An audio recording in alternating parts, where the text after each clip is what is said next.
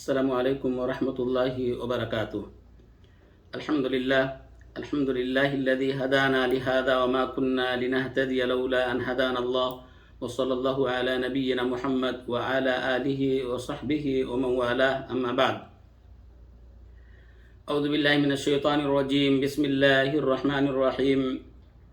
قد افلح من تزکا وذکر اسم ربہ فصلی۔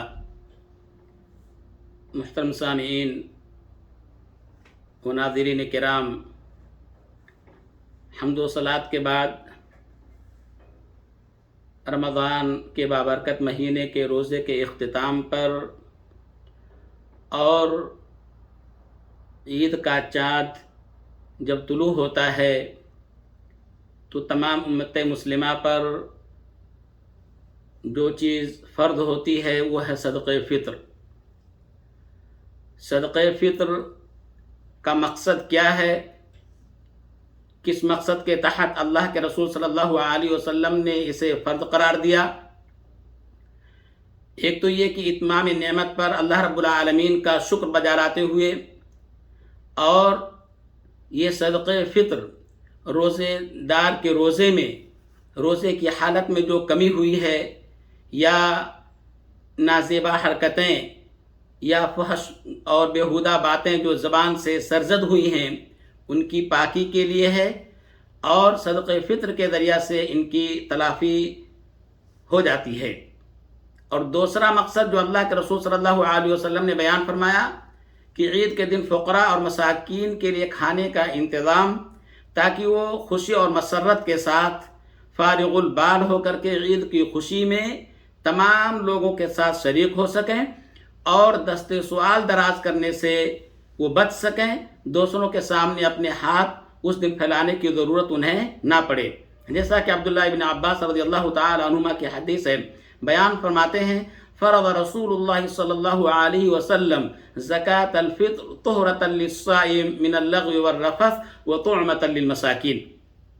اسی طریقے سے عبداللہ ابن عمر رضی اللہ تعالی عنہما کی حدیث ہے، بیان فرماتے ہیں، فرض رسول اللہ صلی اللہ علیہ وسلم زکاة الفطر صاعا من تمر او صاعا من شعیر علی العبد والحر والذکر والانثى وعلى الصغیر والکبیر، وامر بها من المسلمین وامر بها ان تؤدى قبل خروج الناس الى الصلاة، کہ اللہ کے رسول صلی اللہ علیہ وسلم نے صدقہ فطر کو فرض قرار دیا تمام آزاد، غلام، مرد، عورت، اسی طریقے سے چھوٹا ہو یا بڑا، تمام لوگوں پر اللہ کے رسول صلی اللہ علیہ وسلم نے صدقہ فطر کو واجب قرار دیا، اور اس بات کا بھی حکم دیا کہ عیدگاہ نماز ادا کرنے کے لیے جانے سے پہلے اسے ادا کر دیا جائے، اور کھجور کا 1 سا یا اسی طریقے سے شعیر کا 1 سا یعنی صدقہ فطر میں ہمیں نکالنا ہے، اور اس کی ادائیگی، یہ اس کے وجوب کا وقت ہوتا ہے جب عید کا چاند نکلتا ہے، اور عید کی نماز ادا کرنے سے پہلے ہمیں صدقہ فطر ادا کر دینا چاہیے، اس لیے کہ اگر کوئی شخص نماز کے بعد ادا کرتا ہے تو یہ عام صدقات میں اس کا شمار ہوگا، اور اگر اس نے نماز سے پہلے صدقہ فطر کو ادا کیا ہے تو یہ اس کی طرف سے ادا ہو جائے گا، یہ صدقہ فطر ہوگا، یہ قبول کیا جائے گا۔ لہذا معلوم یہ ہوا کہ صدقہ فطر میں 1 سا کھجور یا جو نکالنی ہے، اور عیدگاہ میں نماز ادا کرنے کے لیے جانے سے پہلے ہمیں اسے ادا کر دینا ہے۔ اسی طریقے سے ابو سعید خدری رضی اللہ تعالی عنہ کی ایک حدیث جس کے اندر وہ بیان فرماتے ہیں، کننا نخرج فی عہد النبی صلی اللہ علیہ وسلم صاعا من الطعام او صاعا من تمر او صاعا من شعیر او صاعا من زبیب او صاعا من عقد، کہ اللہ کے رسول صلی اللہ علیہ وسلم کے زمانے میں ہم صدقہ فطر 1 سا کھانا، یا 1 سا کھجور یا 1 سا جو یا 1 سا کشمش یا 1 سا پنیر، یہ چیزیں ہم اللہ کے رسول صلی اللہ علیہ وسلم کے زمانے میں صدقہ فطر میں ادا کرتے تھے، اور 1 سا جس کی مقدار ہوتی ہے تقریباً 2.5 کلو گرام انسان کو صدقہ فطر میں دینا چاہیے۔ اور یہ غلہ بیان کیا گیا واضح طور سے، جس سے معلوم ہوا کہ صدقہ فطر میں ہمیں خوراک یعنی وہ غلہ دینا چاہیے جس کو ہم بطور خوراک استعمال کرتے ہیں۔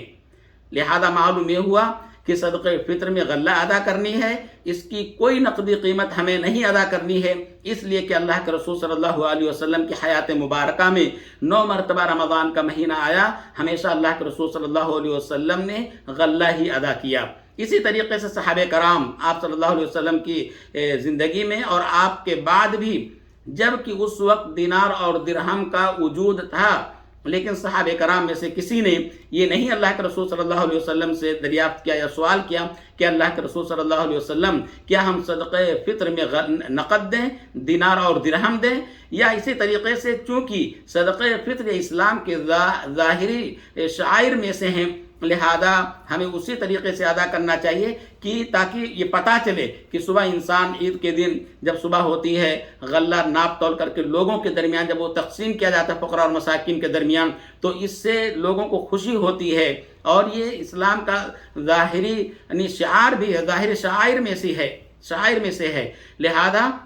دوسری چیز یہ بھی ہے کہ یہ فرض عبادت اللہ کے رسول صلی اللہ علیہ وسلم نے اسے فرض قرار دیا، لہذا اللہ کے رسول صلی اللہ علیہ وسلم کی امر کی مخالفت ہمیں نہیں کرنی چاہیے۔ جس طریقے سے اللہ کے رسول صلی اللہ علیہ وسلم نے ہمیں حکم دیا، ہمیں اسی طریقے سے کرنا چاہیے۔ اللہ رب العالمین سے دعا ہے کہ اللہ رب العالمین ہم تمام کو نبی کریم صلی اللہ علیہ وسلم کی سنت پر چلنے کی توفیق عطا فرمائے، اور ہم